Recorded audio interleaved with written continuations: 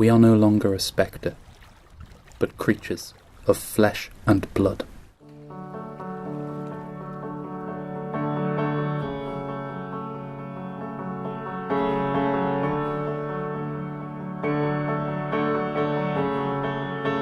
Over the course of 2020, a singular reality has become unavoidable. Extinction is a process, and more importantly, we are living through it. Whether one takes the wildfires that have claimed Australia, California, and the Arctic Circle, the world's descent toward total war, or the devastation left by COVID-19 as evidence for this, matters little. What is plain enough in each of these examples is that this process is not the result of divine intervention or asteroid, but stems from our social organisation. The environmental crisis is caused by the manner in which we organise production, with just 100 companies responsible for 71% of greenhouse gas emissions. Deforestation forms the most likely cause of the plague which has swept through our species this year. The wars which everywhere proliferate are the result of conflicts of private interest in a world ever more beset by competition amid a drought of profitability. The flames, lead and virus which form a noose about us have been tied together by capitalism. Its end is producing the end.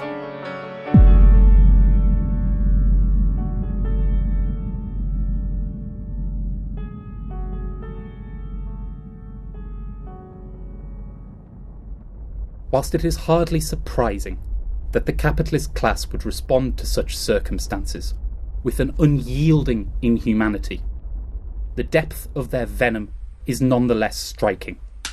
They offer no solutions, save for their bunkers and the bullet. The Paris Climate Accords, essentially a business deal in green clothing, offer a clear proof, with every single conservation target in the agreement missed by every single signatory. More than this, the so-called Green New Deals, proposed by many an NGO, seek only to deepen this particular barbarism, requiring a 111% increase in resource extraction to produce the infrastructure offered as salvation. Not content with such a slow apocalypse, each faction of our rulers is adrift in a war to be crowned as king of the abyss. New conflicts beginning in Libya, at the Indo-China border, across the waves of the Mediterranean or the mountains of the Caucasus, and provocations cascading through the South China Sea. The United States, today proudly afflicted by a decadence that would make Rome blush, offers nuclear fire as peace, claiming that a strike could restore stability should such war overwhelm it. The COVID-19 pandemic has been wielded as a weapon of eugenics, pumped into care homes and prisons across the globe, rending capitalist health services to the bone and enabling policy to tear the bread from children's hands. And so this encroaching clamour of violence has shown that the capitalists cannot rule in the old way, that the new way is a rule of blood and only blood.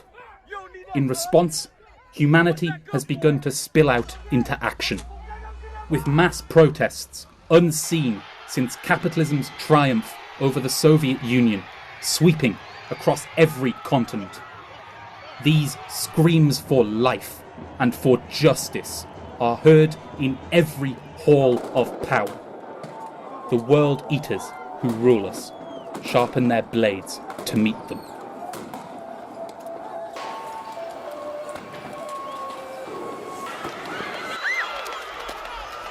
It looks like we're destined safely.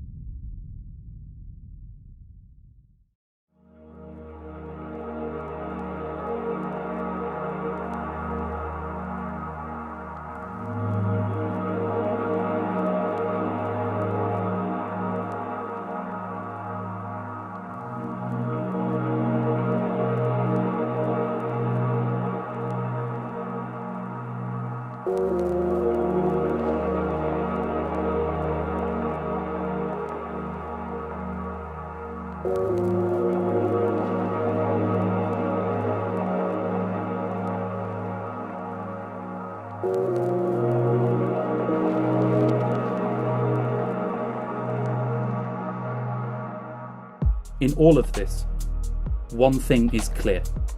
The old world is dead. What will replace it is either an infinite grave, or we humbly submit that which is built by the hands of the oppressed, the workers, the people. If there is to be any future, it shall be that of communism, for Marxism offers the only politics which today stand for life. In this film, we intend to demonstrate this beyond any shadow of a doubt, outlining the solutions to the extinctions which today confront us. In 1859, Marx wrote that humanity inevitably sets itself only such tasks as it is able to solve, since closer examination will always show that the problem itself arises only when the material conditions for its solution are already present, or at least in the course of formation. However vast the tasks which today confront us may be, it is in this spirit that we must rise to greet them. Tomorrow is being formed, not as a spirit, but in the clenched fists of those who everywhere rally to stand against midnight, their slow and steady march, determined to meet another dawn.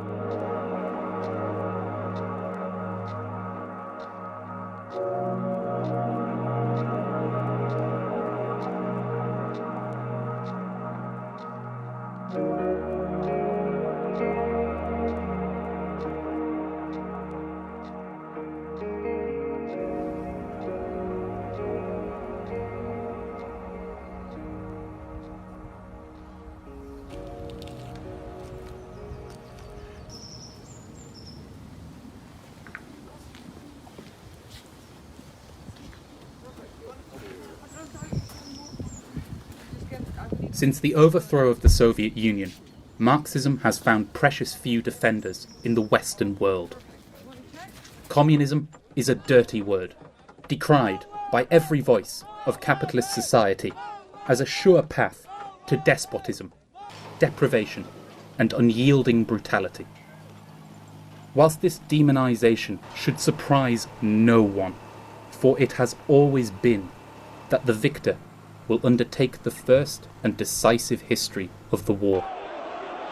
Its consequences were not only that Marxism was defeated in a material sense, but that its definition has been blurred, distorted, and redefined. Today, with fascism in ascendancy across much of capitalist society, this has been brought to absurd proportions. Everything from racial awareness training to COVID-19 denounced as communist plots. The overwhelming anti-communism that runs through capitalist society is thus premised upon an absurd and aching contradiction. The majority of those who today denounce Marxism simply do not know what it is. The kindest impression left to the common observer is that Marx held a number of valid economic criticisms of capitalist society, but that his ideas on how to resolve them are well-meaning idealism, inevitably bound for an almost religious dictatorship of false promises. Nothing could be further from the truth. Against a backdrop of socialist idealism, Marx and Engels established a revolutionary science.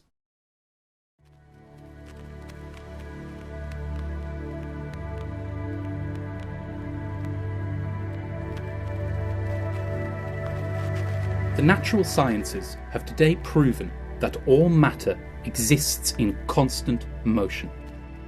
More than this, they have shown that the manner in which this motion develops is a result of an interconnectedness of all matter. That is, it is produced by a relation between objects. From Darwin's recognition that changes in the natural environment lead to the adaptation of living organisms to these changes, to the observation that particles change their behaviour when observed, the evidence has evermore served to confirm these two fundamentals of natural development.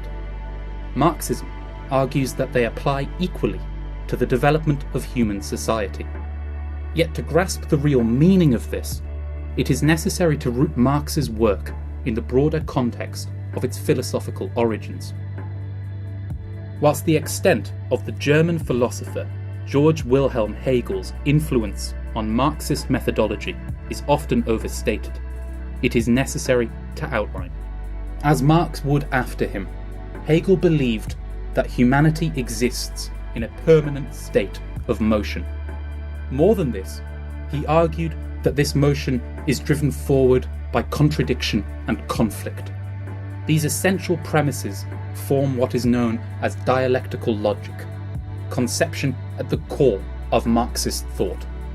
In Hegel, however, this logic is set upon a mystical foundation, taking place exclusively in the realm of ideas.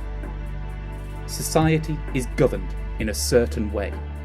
A contrary set of ideas contests it. The resolution of this contradiction produces a new set of ideas, driving forward history. The process repeats, and over time, humanity develops progressively toward what Hegel termed the absolute idea. A perfect society he believed to be embodied in the Prussian state. Whilst it would be quite easy to dismiss this understanding based upon its ultimate destination, there is a more important criticism. By locating the contradictions which drive forward human history in the realm of ideas, Hegel is arguing that humanity has absolute control over nature, and that its struggle is purely one to produce the correct ideas. This is why Marx writes that Hegel put dialectics on its head, and that it must be turned right side up again in an 1873 afterword to the first volume of Capital. The notion that human society exists in constant motion, and that this is driven by contradiction, is correct, but it needed to be set upon a material basis. In order to reconstruct the dialectical method on a material basis, Marx and Engels first had to dispel the mirages of crude materialism. Contrary to philosophical idealism, which, like Hegel, argues that ideas create reality, the tendency of materialism believes that matter exists independently of thought. This is expressed by a number of well-known philosophers, perhaps most famously Aristotle in the Western world, and seems to concur with a scientific outlook of the world. However, as Marx and Engels argue in a great number of works, these outlooks fundamentally misunderstand what matter is in a social sense. In his notes upon the German materialist Feuerbach, Marx lays out this understanding clearly, explaining that prior forms of materialism had limited themselves to considering matter only in the form of the object or of contemplation. This means that prior materialisms had understood matter's development one-sidedly, rejecting human activity as having influence over it, and ideas as simple reflections of the material world. To Marx, this misses an essential reality. Matter is not only the material world as it is understood by what he calls the abstract materialism of natural science that excludes history and its process, but includes sensuous human activity, practice, that is, the material activity of humanity by which it produces, reproduces, and changes itself. Human labour. This provides a far more active picture of the material development of society. In the course of its struggle to survive, humanity transforms both nature and itself through its labour, consistently increasing its productive power by fashioning new means of production, from simple tools through agriculture to industrial production. Each stage of this development necessitates that humanity organise itself distinctly, and produces what Marx and Engels describe in the German ideology as a definite form of activity of these individuals, a definite form of expressing their life, and a definite mode of life on their part. This means that the crude materialist understanding that human beings are simply products of their circumstances is true, but forgets that circumstances are changed by people. As Marx says in an 1852 essay on Napoleon Bonaparte, men make their own history, but they do not make it as they please. They do not make it under self-selected circumstances, but under circumstances existing already, given and transmitted from the past. It is this living, moving, and historical understanding of matter which allowed Marx to reconstruct Hegel's dialectic, exposing the contradictions which materially drive forward history. By understanding human labour as a self-creating activity, Marx roots the fundamental contradictions which drive forward history at the point of production. In the case of humanity's earliest moments, this is felt as a direct confrontation with nature for survival. The human species unified around this fundamental contradiction, driven by the material necessities of reproduction, that the population grows and this necessitates greater productivity. Humanity creates new methods of production, opening up the possibility of new ways of life and of viewing the world.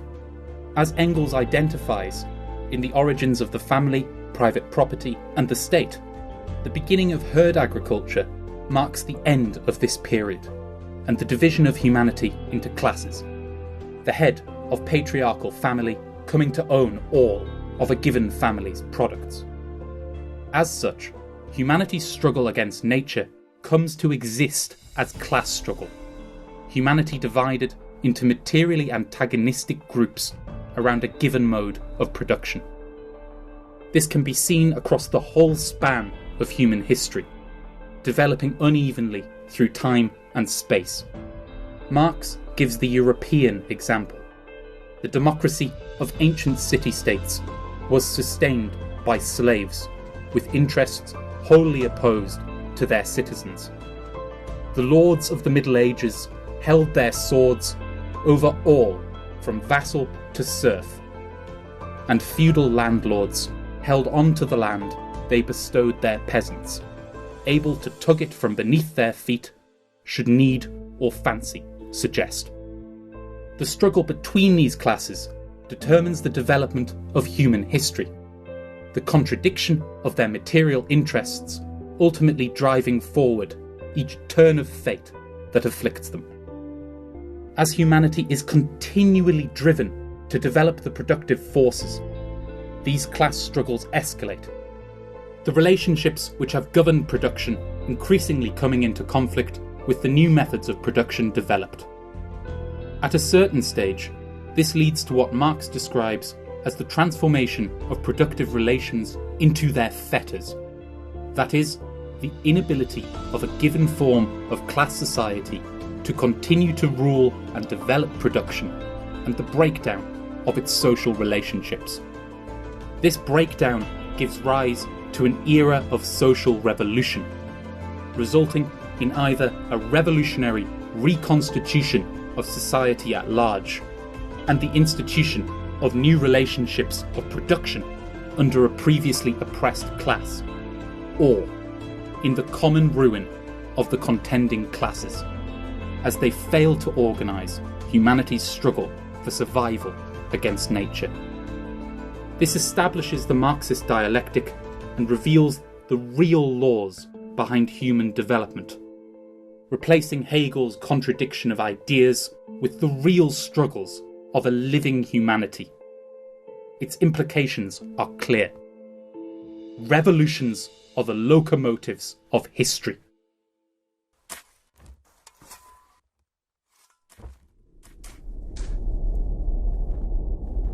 This understanding, though by no means fully representative, of Marx's methodology, allows us to contextualise the historical significance and character of capitalism. As with all societies before it, capitalism is historically limited. In their economic work, principally Capital, Marx and Engels set out precisely why. Under capitalism, humanity is divided between two dominant classes, the bourgeoisie and the proletariat. The bourgeoisie, or capitalist class, own the means of production and hire workers, or proletarians, to operate these productive forces for wages, the sale of their labour the only means by which they can secure a living. Labour power is unique in how it functions as a commodity, costing less to reproduce than it can produce. As such, it functions as the sole creator of value and profit in capitalist society. As competition between capitalists forces them to invest in ever more productive means of production, the amount of labour power employed in production relative to this investment declines, reducing the ratio of profit to investment, the rate of profit. This produces periodic crises in the process of production as investments become increasingly unprofitable and consequently money is hoarded. Whilst these individual crises can be temporarily resolved by the destruction or devaluation of productive forces, further increases in productivity, the lowering of wages, or the export of finance capital to profitable investments abroad, Marx is clear that this tendency is absolute. The rate of profit tends toward zero. This represents a self-abolishing tendency of capitalist accumulation, manifesting in two clear ways. As capital produces increasingly productive machines in the process of accumulation, it has a long-term tendency toward automation, which, as Marx writes in a set of notes referred to as the Fragment on Machines, leads to a complete breakdown of capitalist production before it is able to complete this process. Unable to accumulate, capitalism becomes increasingly unable to fulfill its social function as the form of organisation by which humanity reproduces itself, collapsing into barbarism and extinction. At the same time, the continued hoarding of the means of production and of life by the capitalist class through this process produces an ever greater population of workers who are ever poorer. The contradiction produced by the development of the productive forces under capitalism creates the material basis for its end in the class struggle between bourgeoisie and proletariat.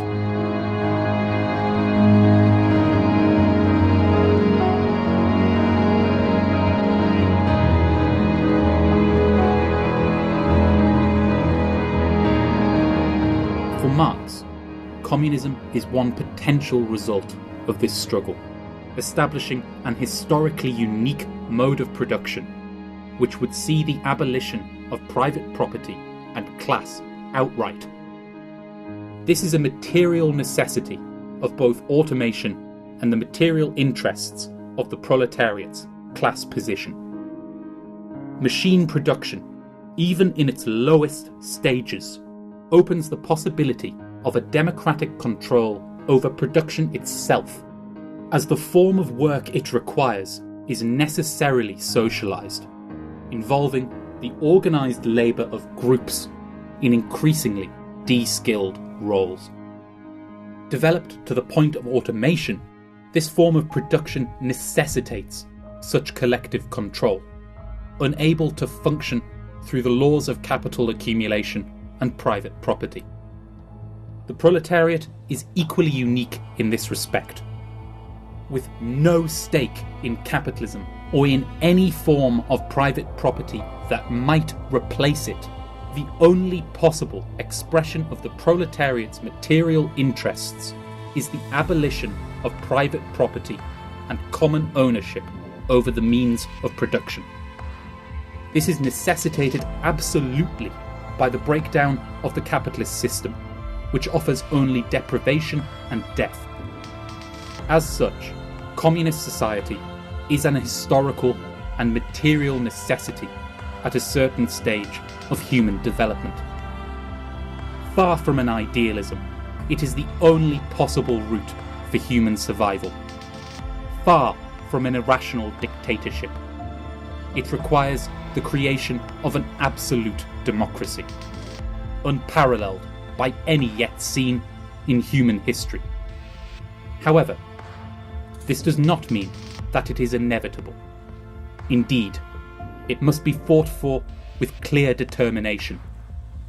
For of course, it is not only new life which is made possible at the turning of history's page, but also desolation, destruction, barbarism, the common ruin of the contending classes.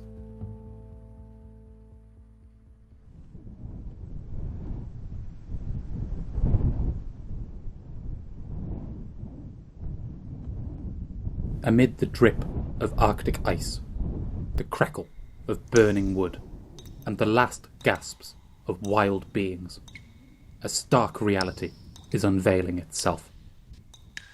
Over 2 days, toward the end of July 2020, the last intact Canadian ice shelf collapsed, losing about 40% of its surface area.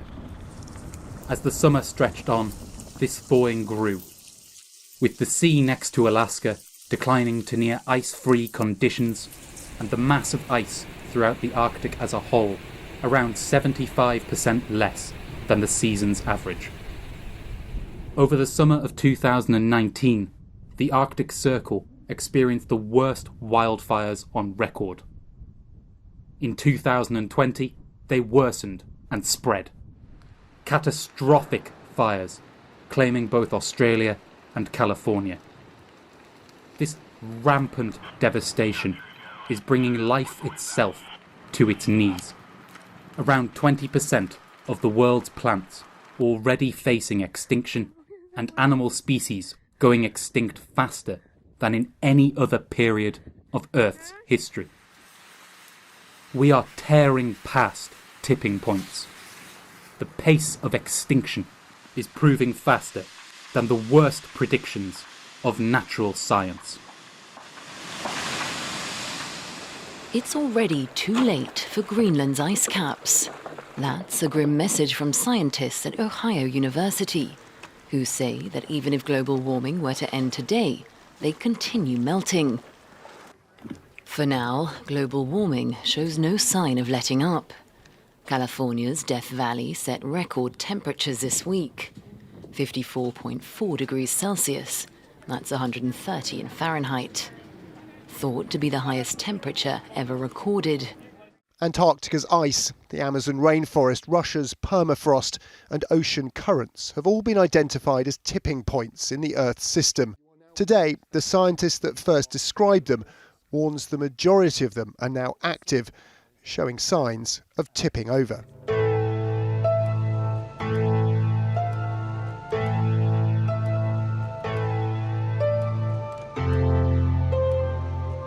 That this crisis is driven by capitalist production is today an all but accepted fact, half articulated by even mainstream liberalism. This stems not from simply any particular type of capitalism, like neoliberalism, but from the needs of the system as a whole. As a productive form, capital must continually expand labour-intensive production and value to avoid economic collapse. These needs, which are unshakable, directly contradict the requirements of any genuinely green form of production, which would necessarily be automated and end huge swathes of extractive production.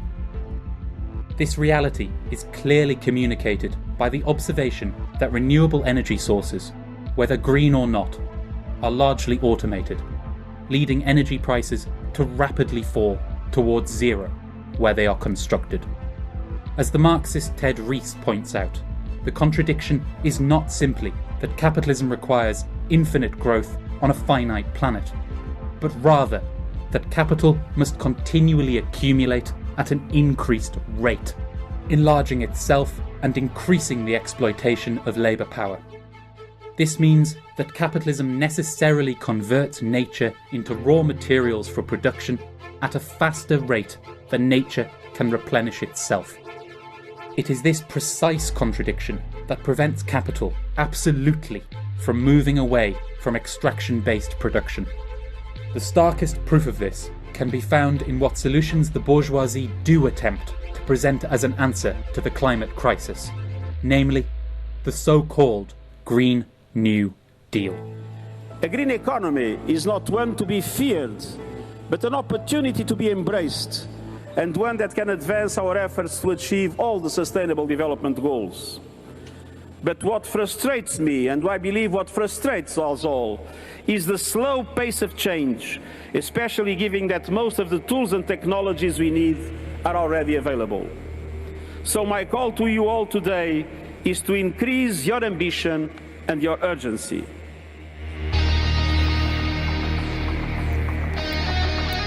The Green New Deal is not remotely green.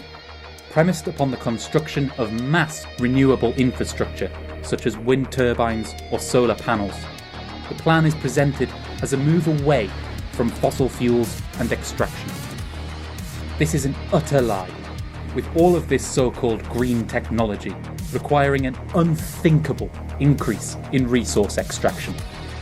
If the Green New Deal were instituted globally, it would require a 111% increase in overall resource extraction, including a 135% increase in the extraction of minerals and a 150% increase in the extraction of metals by 2060. Already, resource extraction is responsible for 50% of global emissions. Whilst it is clear that this entails a drastic deepening of the crisis, even this fails to capture the barbarism of the project. As mineral wealth is overwhelmingly concentrated in the oppressed world, its pursuit by the imperialists of Europe and the United States can only lead to an all-consuming violence. This is no speculation, as shown by the now defeated US-backed coup against Evo Morales' government in Bolivia, motivated in part by the nation's lithium reserves, one of the largest in the world. The well-known barbarism of imperialism's mineral mines in the Democratic Republic of Congo point to the realities of what is installed by such violence. Beyond even this, the real politic of shifting the economy from one based upon oil to one based upon minerals threatens a further inferno, with China standing as the only economy of scale with enough mineral resources capable of managing even a potential currency peg in this form. Given the US's reliance upon oil to project its economic dominance, this can only mean war. Put together, therefore, the Green New Deal is far from a solution. It is a species murder-suicide.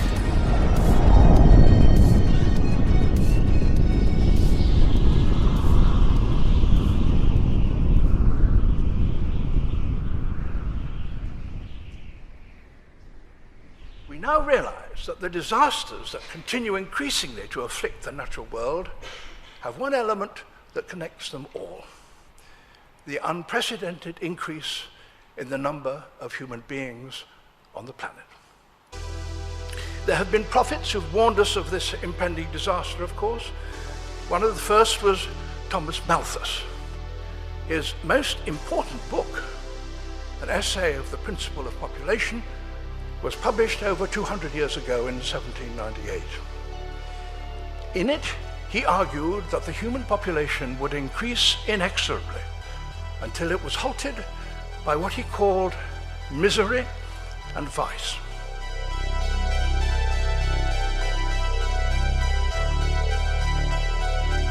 Where those liberal and social democratic advocates of the Green New Deal prefer their Extinction Pact closeted, a considerable number of the imperialist bourgeoisie are less embarrassed of their inclinations.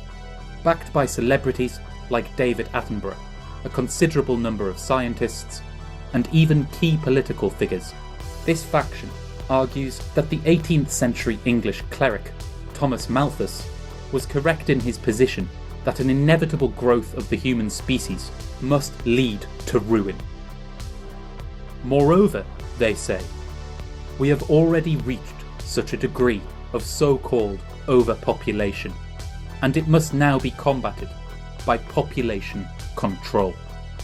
This is a mystification of the real problem. Its foundational premise that population growth is an absolute, driving consumption and the destruction of the planet, is utterly untrue.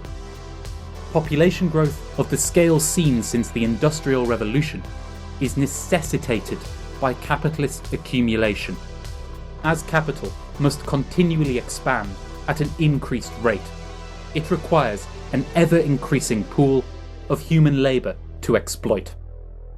This is a reality enforced through class exploitation, something evident in the oppressed world, where minuscule wages force many families to directly rely upon the wages of their children for survival.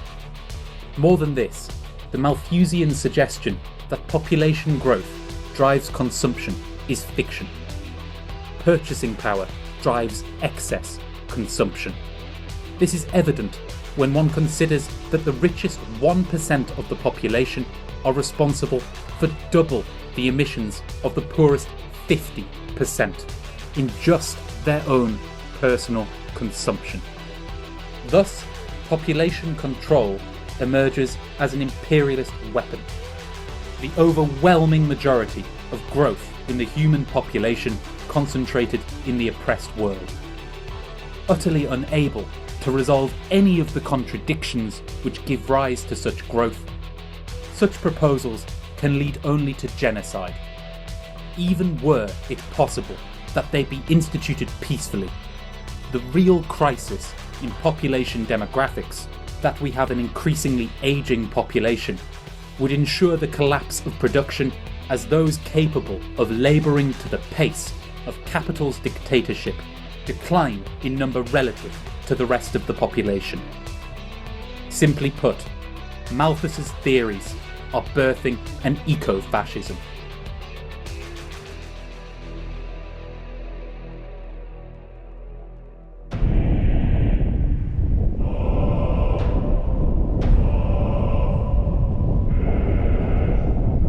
The realities of the climate crisis reveal that capitalism is already failing to resolve the most fundamental contradiction facing humanity.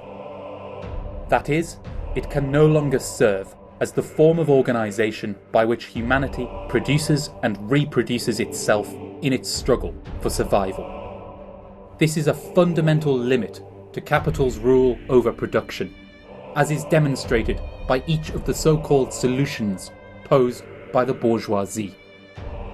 And so, it is no surprise that every conservation target is missed, that emissions rise exponentially, and the world is laid to waste.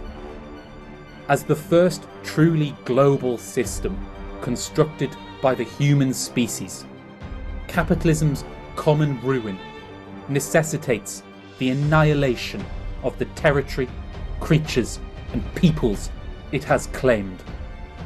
The contradictions of scarcity, which have ruled over all human development, have been brought to their highest possible zenith.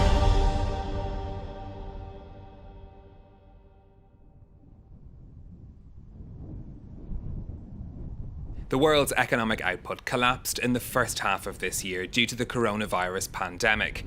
The recovery has begun, but the Organisation for Economic Cooperation and Development has warned the bounce back has lost momentum in recent months.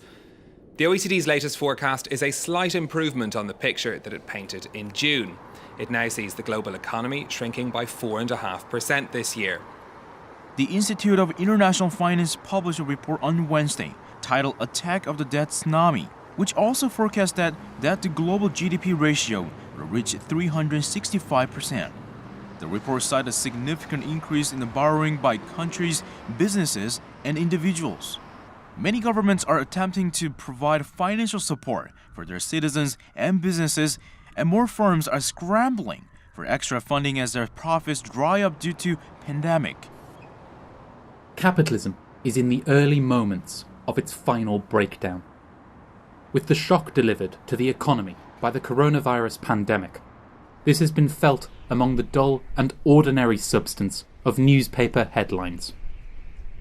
One need only observe that stocks in the US collapsed by 30% in just 22 days, the fastest plummet ever recorded. That oil prices went negative for the first time in human history, or the earth-shattering waves of unemployment sweeping the imperialist world, to see that the crisis unfolding is unprecedented. However, to understand it is final requires further investigation. COVID-19 has served as but a catalyst, setting an unstoppable collapse in motion.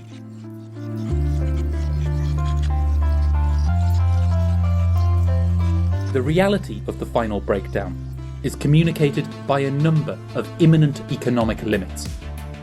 Firstly, GDP growth in the imperialist nations has been falling towards zero for decades, with an average growth rate of 5.6% in the 1960s, shrinking to below 2% in the 2010s.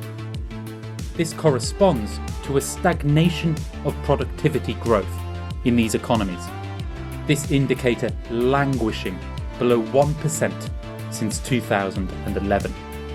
The minute growth of the imperialist economies is maintained by vicious austerity and a staggering pile of global debt, both of which are proving unsustainable. Whilst the true extent of global debt is impossible to pinpoint, it is likely to range between 225% of world GDP, as calculated by the International Monetary Fund in 2019, to an unfathomable 560% of world GDP over the same period. That is, before the expense of the pandemic. Even at the lowest end of this calculation, this means that the world's debt is vastly larger than its supply of currency.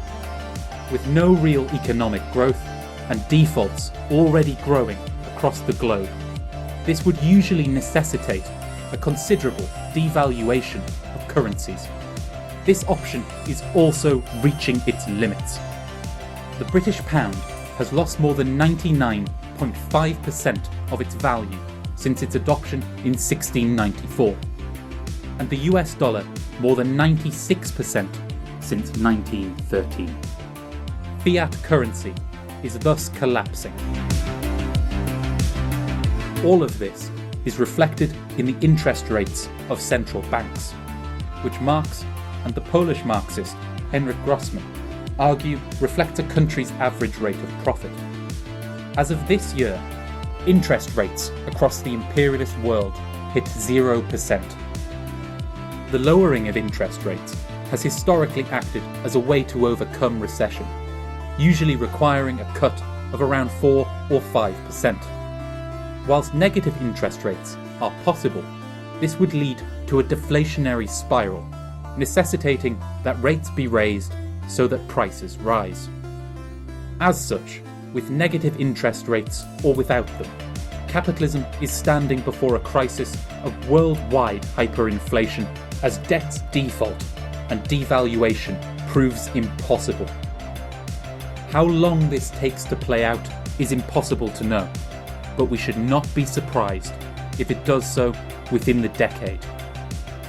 In purely economic terms, the capitalist system as a whole has reached its historical limit, unable to expand productivity, financially devalue capital, or find new profitable avenues for capital exports to the oppressed world, which are tending toward costing more than managing production internally. This means that capitalism has reached what Marx called an absolute overaccumulation of capital. With no avenue to expand itself, the system must necessarily fall to ruin.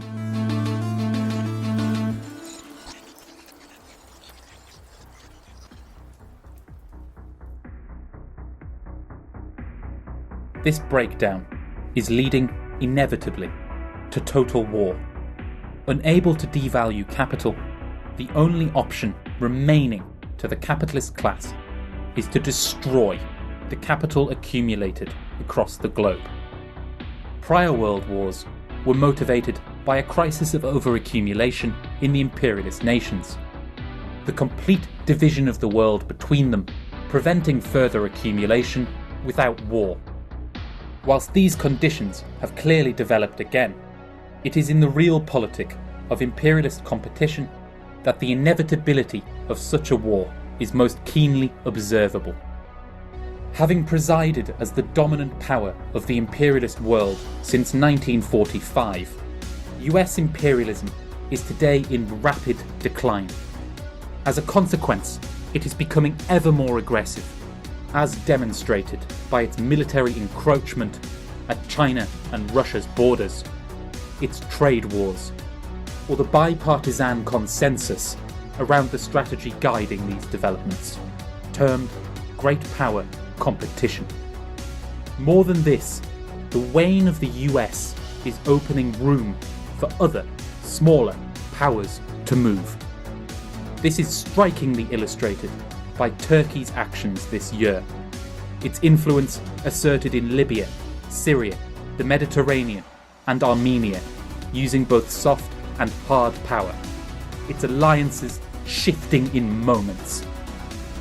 This strange form of war, which knows no boundary nor alliance, is a result of both the interconnected nature of the capital which has today claimed the sphere of the globe, the entanglement of mutually antagonistic interests impossible to sort into real alliances, and the rapid growth of new forms of warfare which rend any conventional definition of combat obsolete.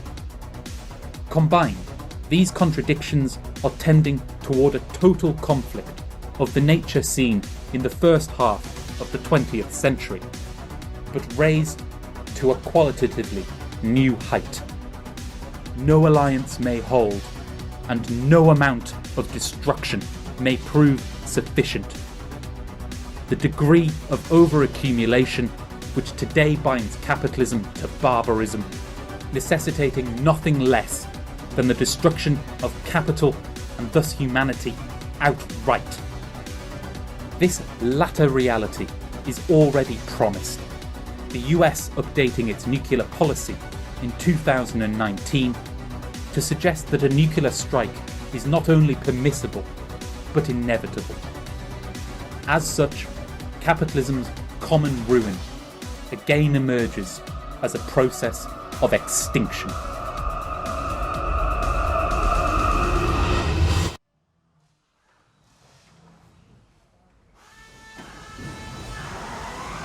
At the root of this collapse stands a real material development in the means of production, automation. Whilst by no means a completed process, the development of manufacturing automation and 3D printing is rapidly showing the truth in Marx's understanding that capitalism increasingly automates production and thus abolishes itself. This can be seen in the deindustrialization of much of the world, even in Latin America and sub-Saharan Africa, which points to a world of fully automated production. Even service positions are subject to this process, with the number of supermarket checkout assistants in Britain falling by 25.3% between 2011 and 2017 as one example. With the onset of the pandemic, the drive to automate production has intensified. Half of the companies in 45 countries, stating that they intend to speed up automation plans dramatically. Whilst this process may appear exempt from the decay which plagues capital, it is bound for ruin. It is, in fact, undoing the fundamental relation of capitalist production, that the exploitation of commodity-producing labour is the sole source of exchange value and profit. Even supposing that this development is capable of unifying the capitalist class, an unreality promised by those who promote the so-called Fourth Industrial Revolution or Great Reset. It may only produce a short-term extinction society. The form of automation being built by the bourgeoisie dependent upon an ever greater consumption of energy which capital cannot secure.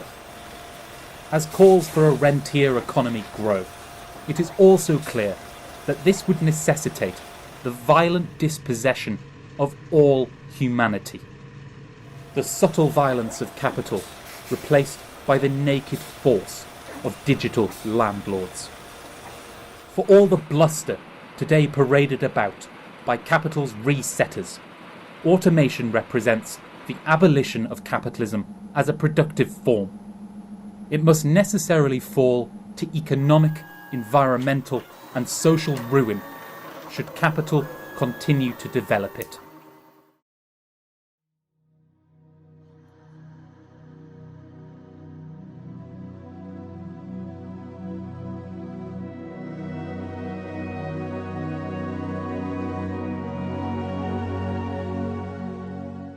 The realities of the environmental and economic breakdown today confronting our species are clear. The capitalist system is heading for the grave. Extinction's call nestles in every tear shed in the face of capital's economic terrorism, in the footprints left behind by those fleeing its fires and lead, or the heavy metal of the machines which stand to abolish it. And we must not give in. What can be grasped from our examination of the concrete conditions of capital's fall is also the shape of its abolition. As a consequence of these crises, the ranks of the proletariat are today more numerous than ever before, and still yet swelling. In the ruins of capitalist production, the outlines of the communist economy may be glimpsed. The hour of liberation approaches. We must now rush to greet it, leaving fear behind us in the dust.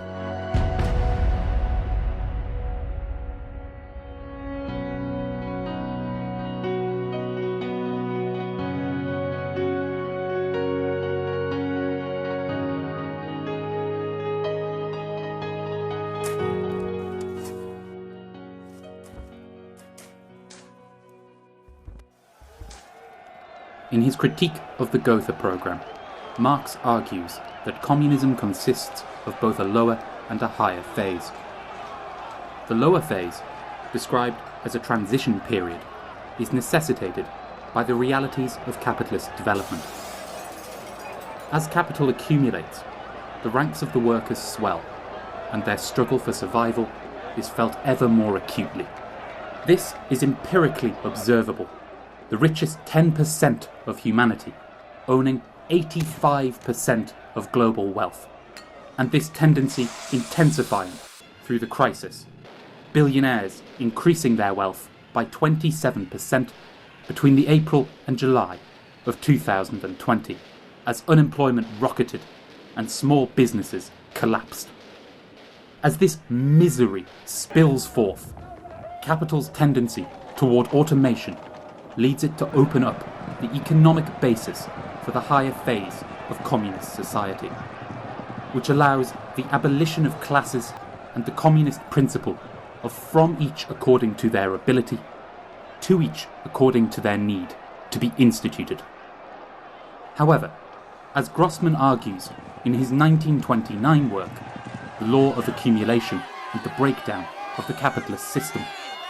Capitalism cannot complete this development, as the limits of accumulation come into force much earlier than a zero rate of profit.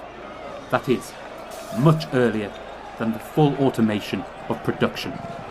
This can already be seen in the economic and environmental breakdowns which prevent capitalist development of the productive forces without the annihilation of life itself.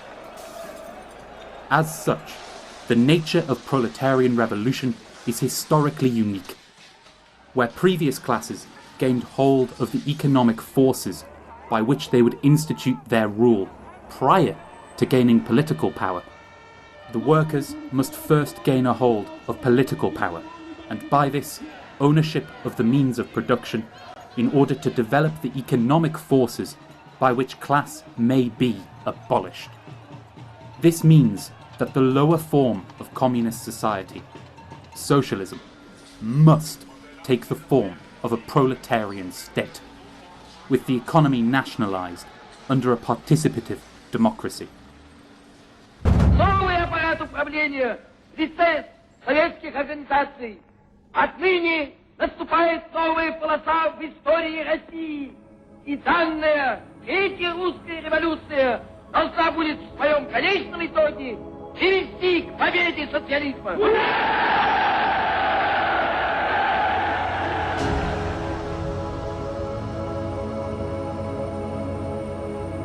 The most well-known example of such a state is the Union of Soviet Socialist Republics, or USSR. Established by the Bolshevik Revolution of 1917, the USSR has been subject to absurd vilification in the imperialist West. Whilst a detailed reckoning with this portrayal is beyond this film, it is necessary to outline something of Soviet socialism. All states are dictatorships of a given class or mode of production. As such, the USSR must be understood in context and by its class character. The notion that Soviet violence was of an exceptional character is patently false, as is clearly shown by the reality that so-called democratic Britain opened up work camps for the unemployed over the 1930s and torture camps for the communists it liberated from Nazi Germany in 1945. With the USSR under direct attack from its first moments, the RAF gassing villages as early as 1918, violence emerges as contextually necessary. Trials in the USSR were overseen by the workers, with around 80% of all cases seen over the 1930s tried by a people's court. Without wishing to excuse the USSR's violent excesses, it is clear that the state did not serve a ruling minority, but the masses. Soviets, or workers' councils, ruled over production, banning rent and profit outright, and education, housing, and access to food were all instituted as a right. Even by 1991, with socialism in the USSR falling after a long period of decay, it retained popular support. 71% of around 158 million voters voting to continue with the socialist system in a referendum. This reveals the distinction between capitalist and socialist states. Capitalism is a dictatorship of the minority over the majority. Socialism is a dictatorship of the majority over the minority. This is also to say that socialism represents a new phase in class struggle.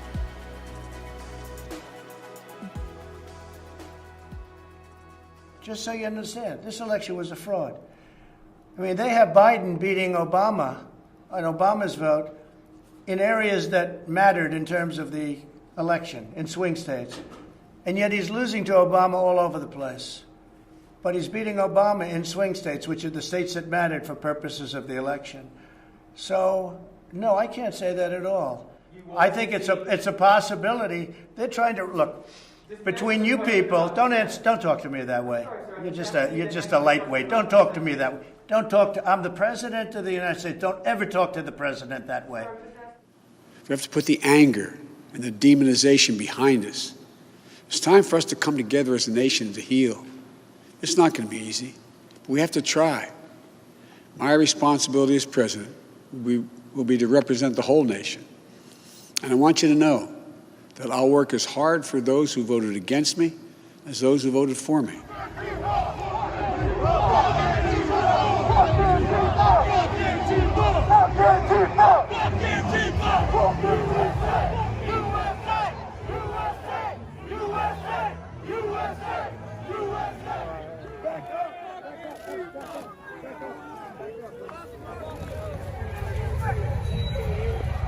Where capitalism concentrates power in ever fewer hands as a consequence of its tendency to monopolise, socialism produces an ever greater distribution of power as the productive forces come under the control of the masses. This is more evident than ever before. Bourgeois democracy is in grave crisis.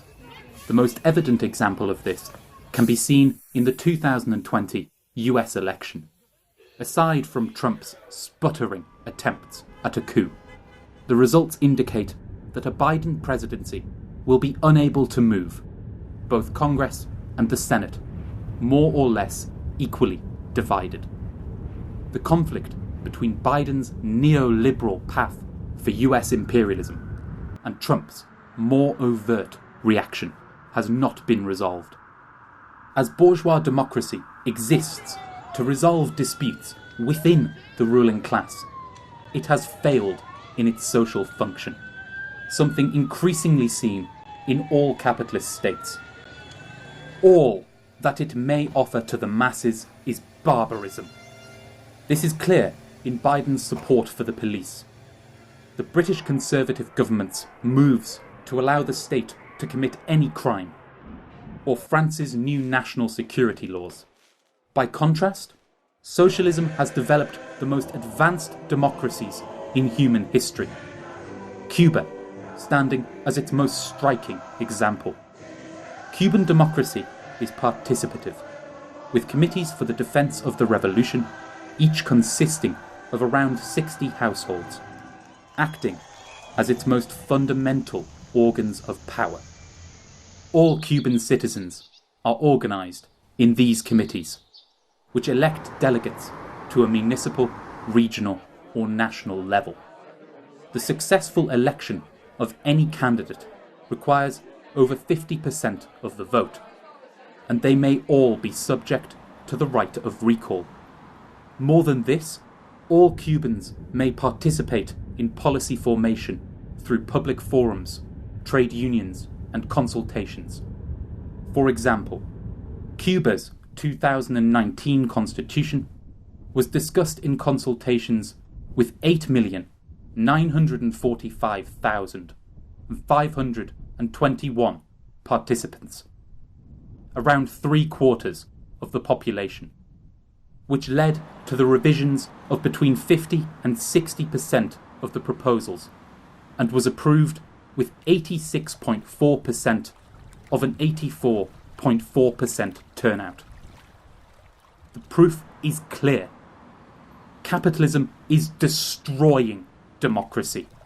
Socialism is deepening it. Una vez que se derrumbó el sistema político, económico y jurídico soviético, ex socialista, Cuba ajustó su propio sistema económico, político y social socialista sobre la base de los errores cometidos e intentó construir un nuevo modelo que implicó cambios a la Constitución. Trincheras de ideas valen más que trincheras de piedra.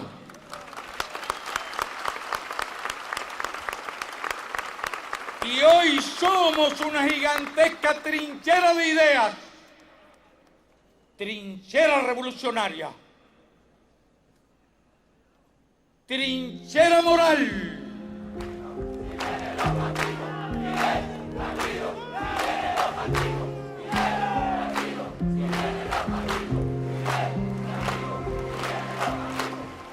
That socialism is now a necessity for the survival of our species can be seen plainly in the realities of the COVID-19 pandemic.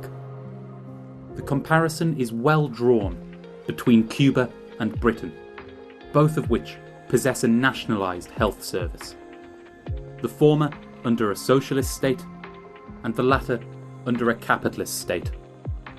Since the outbreak of the pandemic, Cuba has provided daily checks to every resident. If a person tests positive for COVID-19, they and their family are sent to an isolation hospital, where they receive all of their food and 3 medical checks a day. By the start of December, the island had seen just 8,233 cases of COVID-19, alongside 134 deaths. By contrast, Britain has fallen into barbarism. Testing systems broken, lockdowns serving to segregate the disabled and enable mass dispossession, and healthcare denied to those most susceptible to the virus. The result is a massacre, with a total 1,617,327 cases and 58,245 deaths by December. This is not a question of resources.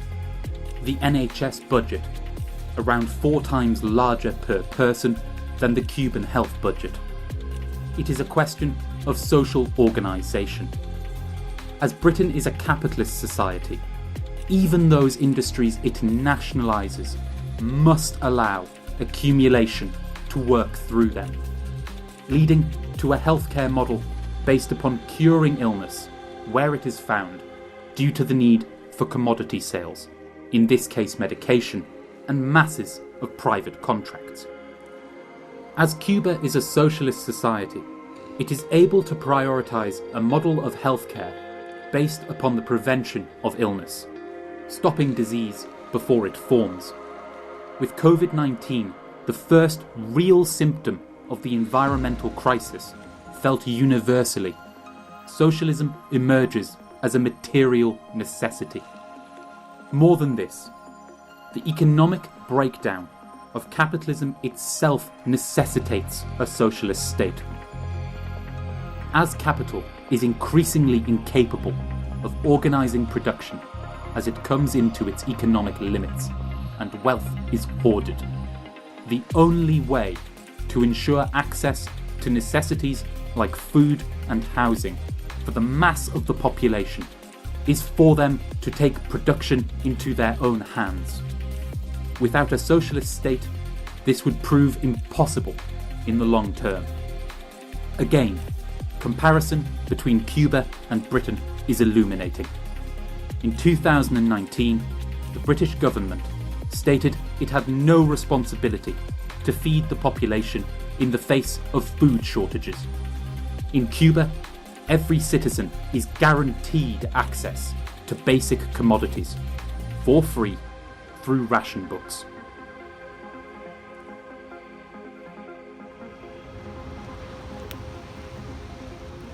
While capitalism threatens to annihilate life itself, it is also building the foundation of the lower stage of communist society.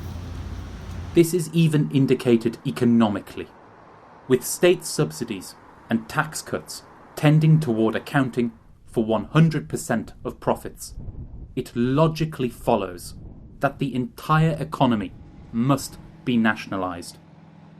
Under a proletarian state, this allows for centralised planning, which, unlike profit-driven capitalism, can ensure the rational development of the economy, keeping in step with nature's capacity to replenish itself. As fiat currency is dying a natural death, and with cash having also already all but disappeared, we must transition to a digital voucher system, pegged to labour time, the real measure of value. The continued accumulation of wealth has created capital's grave diggers in the ever-swelling ranks of the workers. The whole of capitalist development, from its first to its last fires, has laid the basis for the lower stage of communist society. Whilst this may not be won without revolutionary struggle, a proletarian state with the means of production held in common is the only possible form the next phase of human development may take. However, it is insufficient to resolve the earth-shattering contradictions which today confront our species. The environmental crisis throws this in a stark light. The tipping points capital has now pushed past, meaning that even if socialism were able to reduce emissions to zero through a process of degrowth, as suggested by many commentators, destruction would continue unabated. What is necessary to save the species is nothing less than fully developed communism. Socialist states will see us to the dawn, but they will not carry us through the day.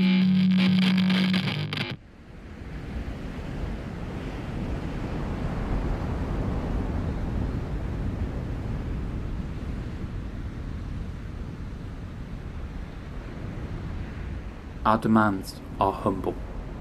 We want only the earth.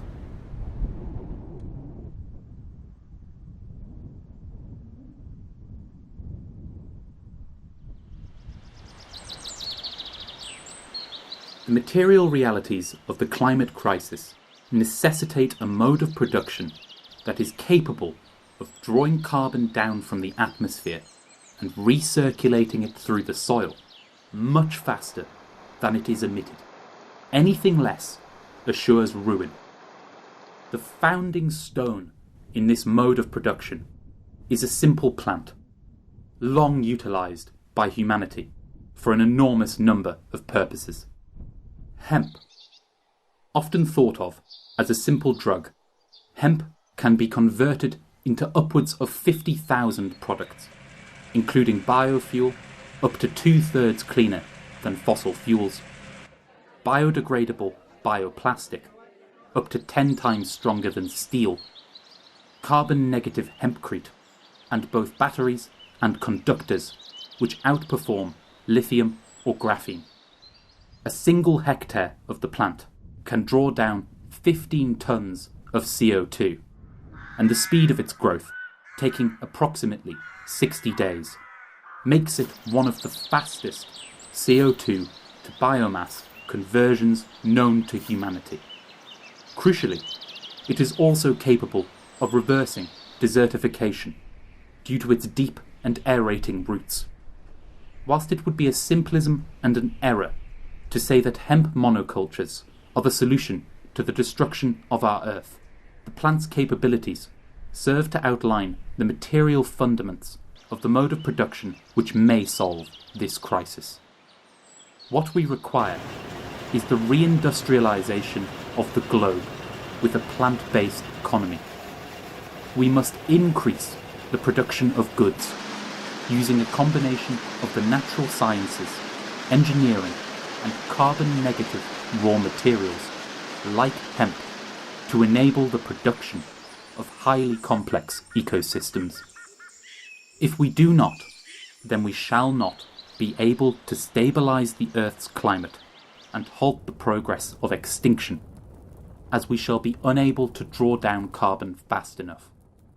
As the Soviet writer Volkov argues, the next step of production is logically one which uses the biological properties of living matter to achieve a radical transformation of nature, that is, the retention of Earth's habitability. This is the basis of the communist mode of production and the undoing of humanity's alienation from nature.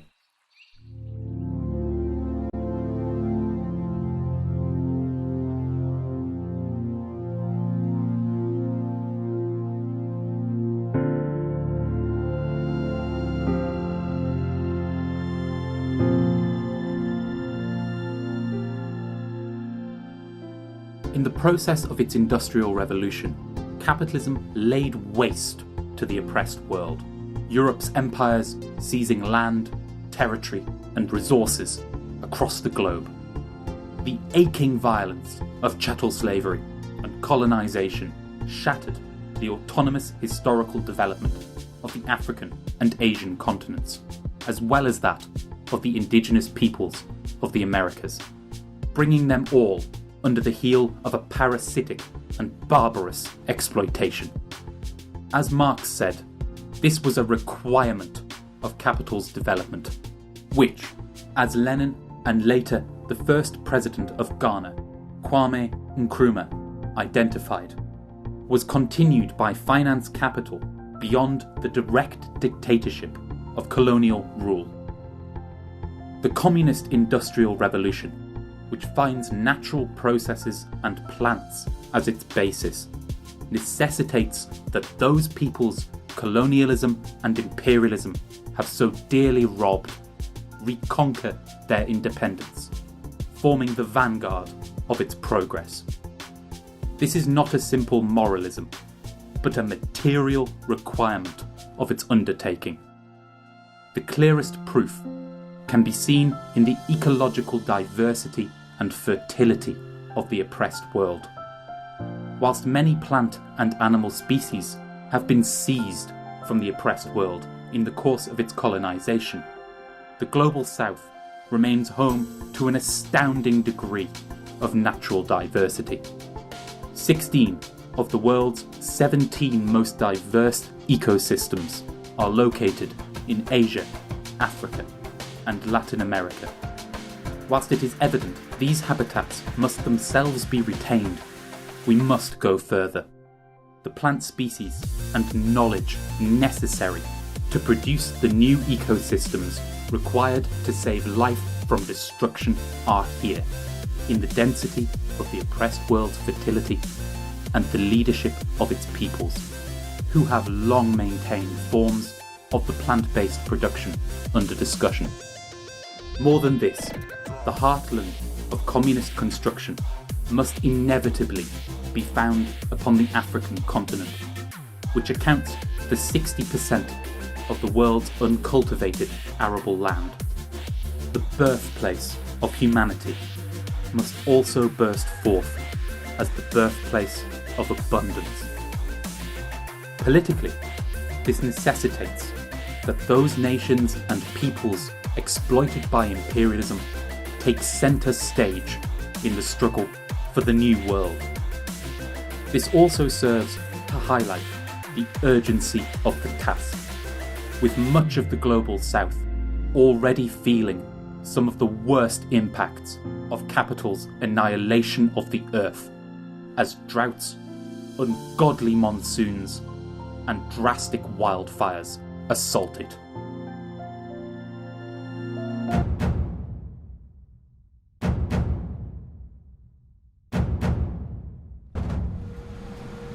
In Anti-Düring, Engels argues that the course set by socialist development will see the state wither away, leading to a society which would no longer require systemic coercion for its maintenance. Today, it is possible to see the economic basis of such a withering in the creation of a communist automation and internet. Whilst it would be tempting to paint the picture that we will emerge to utopia, machines wrought from communism's ecological transformation of production, capable of fulfilling our every want or need. This is something of a simplism. The precise nature of capitalist automation is not that it is abolishing labour outright, but that it is abolishing value-creating productive labour, shifting labour roles outside of the productive process.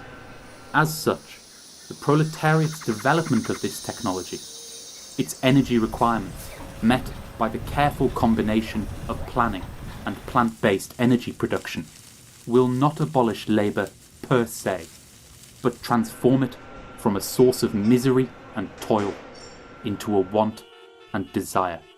The utilisation of natural processes for production, themselves automated in this sense, provides a striking example of this, the intellectual labour required to sustain it, rooted in the exploration and study of the natural world, long the pleasure of a privileged few under capital.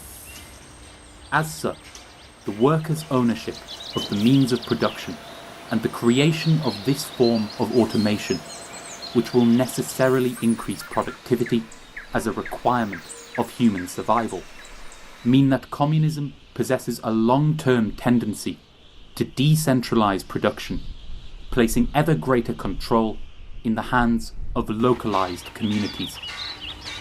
In combination with the creation of a communist internet, which allows for a truly global democracy, organizationally necessitated by the global character of the struggle to retain Earth's habitability, the material basis for the withering away of the state is revealed.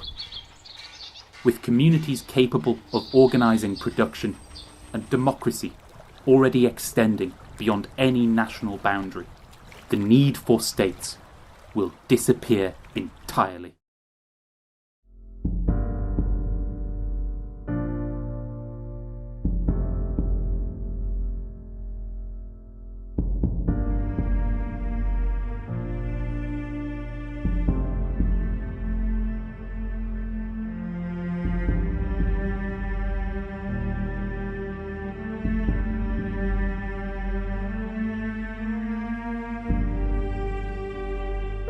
Since life's dawn, all creatures have found themselves both in concert and estranged from their environment.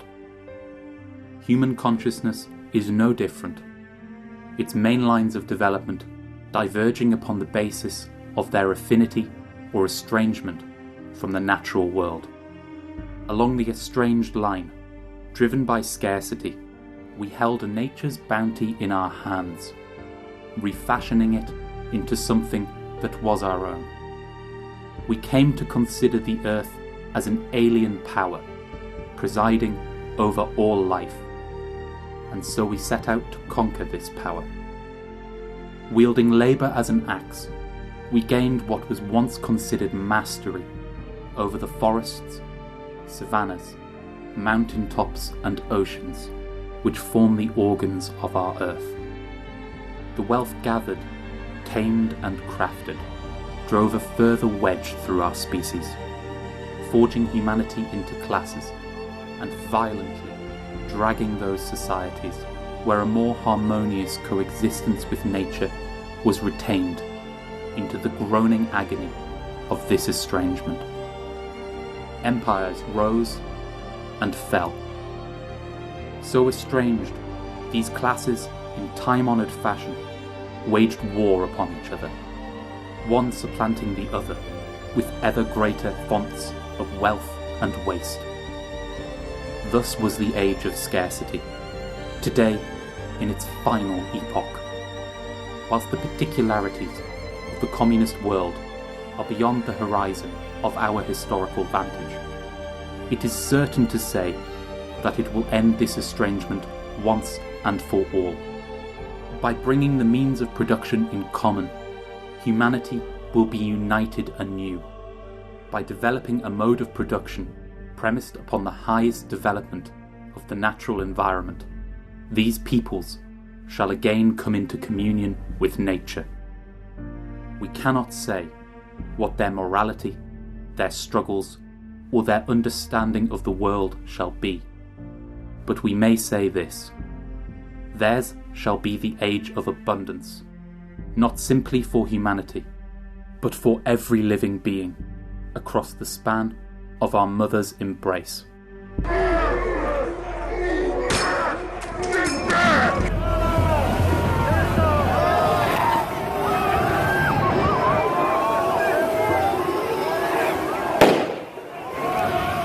Adrift in the winds of extinction, as we doomed creatures are, it is perhaps difficult to see how such a society may be attained. A deep pessimism has sunk into many a strident heart, and this is hardly surprising, for across much of the world the proletariat and the press have long been in retreat, with the overwhelming majority of the workers' organisations and states swept away by the imperialist overthrow of the Soviet Union. We have lost not only the gains made by these fighting vehicles, or their organisational power, but also our history.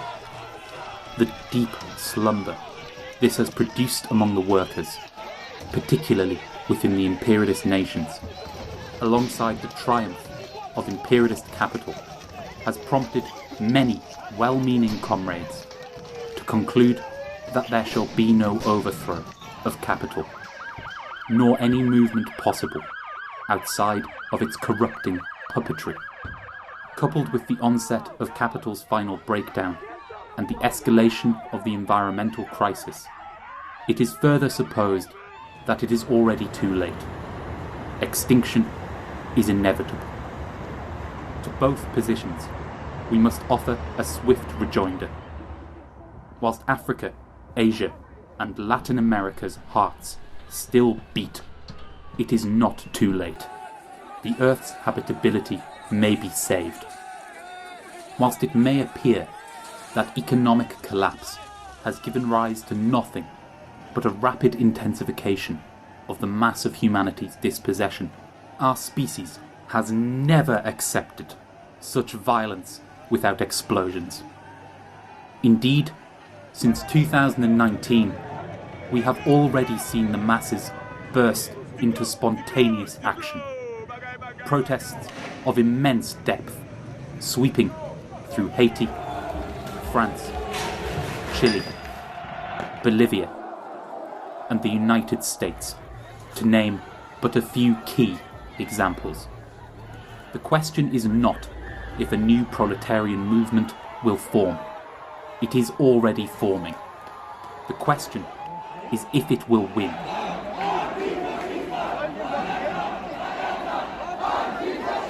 Whilst there is no set of tactics that may ensure victory, there are two very clear requirements for it. The first is as Lenin insisted, most famously in What Is to Be Done. We require a communist vanguard party in every nation. This refers to an organisation of dedicated communists, theoretically and practically organised to carry forward the workers' material interests, to speak to their fury and illuminate their plight at every manifestation and turn in their will. Without this, the forces of capitalism will, as they always have, steer the movement to a dead end, then smash its entrails. We shall here refrain from discussing the various organisations who claim to represent such a vanguard in any nation. Rather, we shall but highlight the principal impediment to its emergence. Communist politics are today mired in a deep sectarianism, with splits abounding in great numbers and discussion between factions all but non-existent.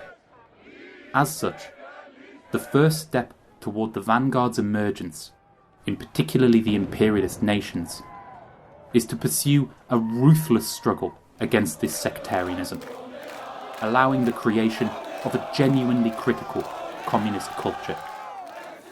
This is also a necessity of the second requirement for any struggle to emerge victoriously. Since the destruction of the Third Communist International, our movement has possessed no coherent vehicle for international organisation, or even communication. Given the scale of the crises today confronting us, the need for such a vehicle is evident. If we are to achieve any progress, then we must work to form an anti-extinction international. These vehicles will take time to form, and we must have patience. We are rallying at the end of a long defeat. The communist movement today is young. It will mature.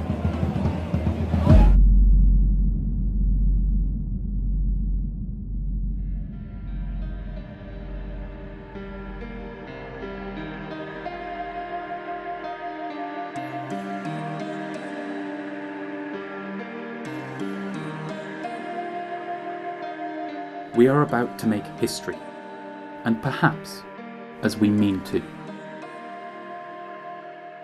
Whilst the fight ahead is long, and the circumstances more grave than ever before, the weight of history is at our side.